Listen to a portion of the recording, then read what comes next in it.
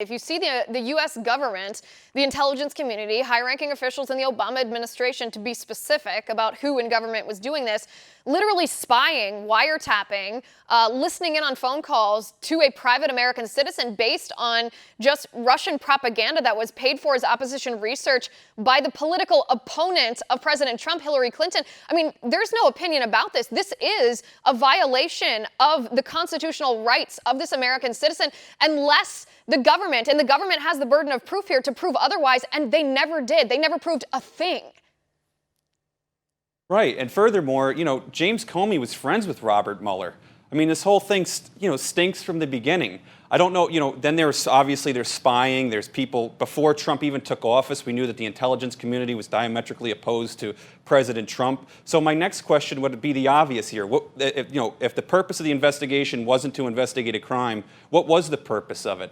Furthermore, when did you know there was no Russian collusion? Because at this point, you would understand that the Russian dossier was unverifiable, and it was used to open up FISA warrants to spy on the Trump campaign.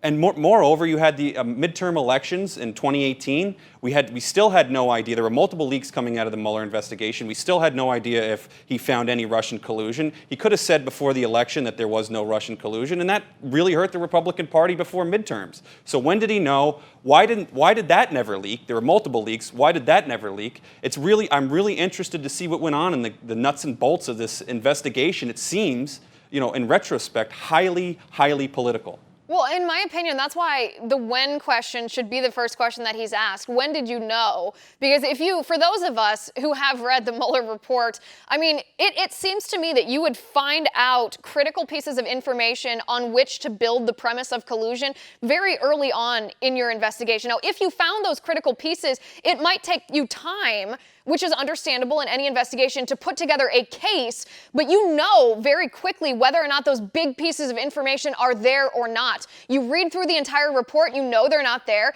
Robert Mueller had to know very early on, because he wasn't the first person who was investigating this either. This was investigated at the FBI, and he had at least Peter Strzok, if not other people, who had been working on the same investigation at the FBI, then transferred to his team.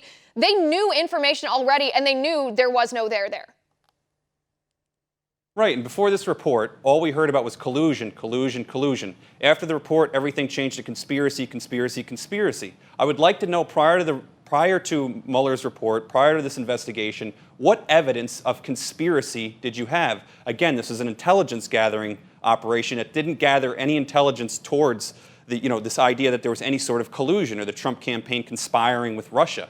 So I'd really like to see that evidence. Again, you can't go into the question that Dems really want to know is, if it wasn't for the DOJ memoranda that says you can't indict a sitting president, would you have indicted President Trump on obstruction of justice? And they want a yes to that. But what I want to know is, what justice would he be obstructing? What was the original crime here? We have yet to hear it. It's been nearly 2.5 years. I still don't know what the crime was that the special prosecutor was appointed to investigate.